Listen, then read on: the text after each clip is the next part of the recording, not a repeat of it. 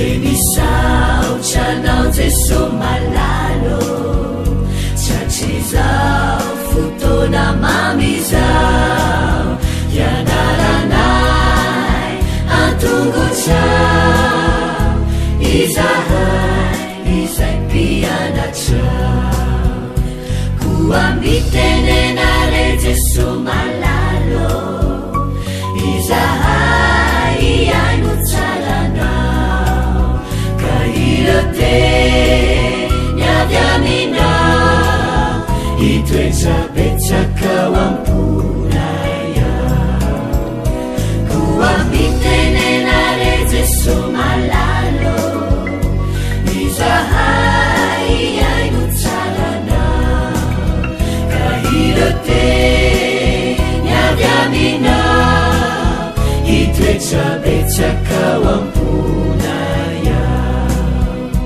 irote nyaviaminao itoezabetsakao ampunaya.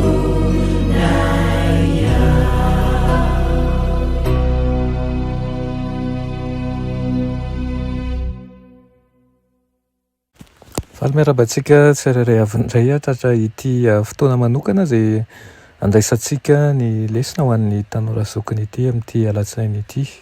Fifaliana ho anay an-trano ihany koa ny mandray ianao isa-tokantrano. Alohan'ny dirantsika ny amin'ny lesona anio dia vavakisika. Ry Tompoandriamanitra eo mbola misaotra anao izay fa mbola nomena izao fotoana izao indray fa nay mandinika ny teninao. Misaotra anao ihany koa izay mizara ny fahasoavanao aminay. Irina ihany koa mba ho fitahiana ho an'ny hafa ny antom-pisinay sy ny fiainanay andavanandro.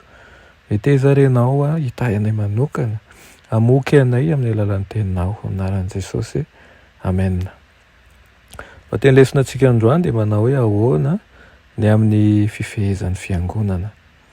Ahoana ny amin'ny fifehezan'ny fiangonana.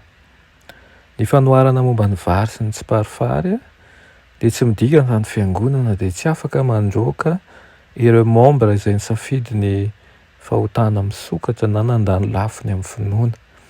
Raha ny marina Jesosy dia nanome dingana mazava tokony arahan'ny fiangonana rehefa nisafidy mafy ny hanohy ny lalan'ny fahotana ny membre anankiray.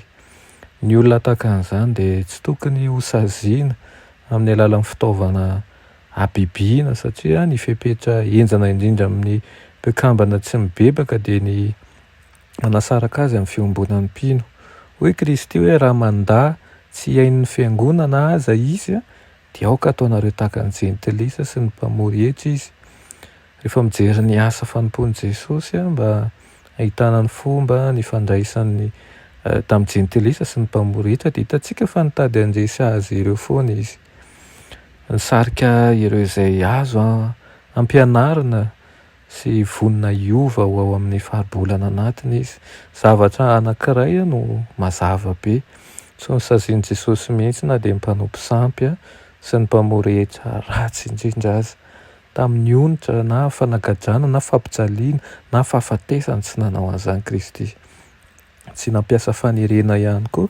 Ninon'inona izy mba ampitomboana sy amolavolana ny fiangonana.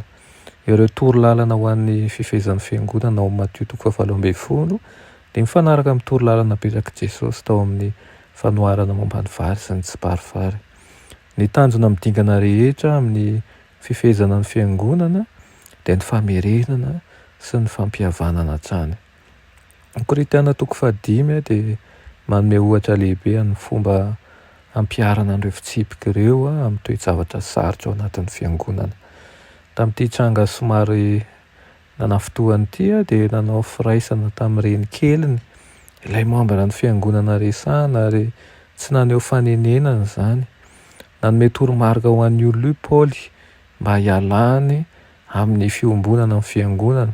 Namporisika an'ireo mpikambana sisa izy mba tsy hiaraka amin'ireo mpino maloto fitondran-tena intsony na dia nataony izay azahoana antoka fa takatra izy ireo aza fa tsy midika akory izany fa tsy tokony hifanerasera amin'ny olona maloto fitondran-tena eo amin'izao tontolo izao izy ireo. Taty aoriana rehefa nibebaka tamin'ny lalana io lehilahy io dia namporisika ny fiangonana indray azy indray ny amin'ny fiombonan'ny Paoly. Fatatsika avy amin'io tantara io sy ny toromariko Jesosy fa tsy maintsy mandroaka olona indraindray ny fiangonana manana andraikitra. Ny olona sasany dia mihevitra fa ny fananana fahalalahana ara-pivavahana dia midika fa ny mpikambana anankiray dia afaka mino ny fampianaran-diso rehetra ary mbola mpikambana ao anatin'ny fiangonana ihany. Fa ny lalana mahatsiravana ty raha ny tena izy ny fahalalahana ara-pivavahana dia manome ny olona anankiray ny fizakany tena ino izay tiany ary hiditra amin'ny fikambanana mitovy saina raha mbola tsy mampidi-doza ny hafa izany. Ny fahalalahana ara-pivavahana dia tsy antony hanerenan'ny fikambanana hiara-miasa amin'ny olona izay tsy mifanaraka amin'ny fampianarana tsy akory.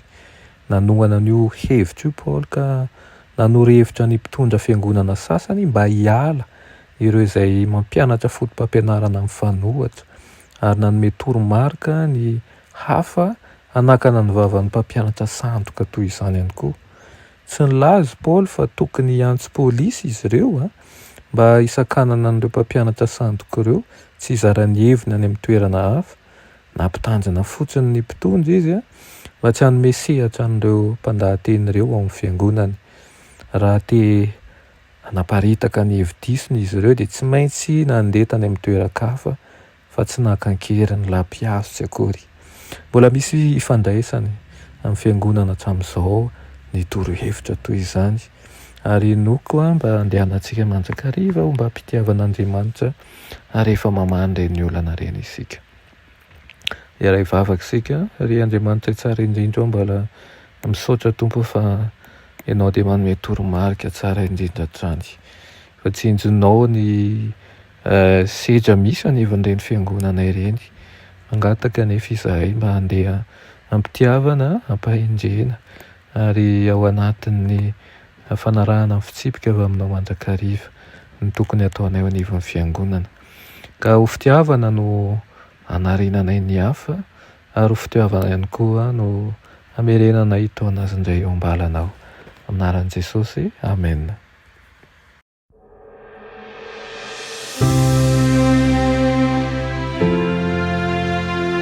Mianatra eo an-tongotry Jesosy isan'andro.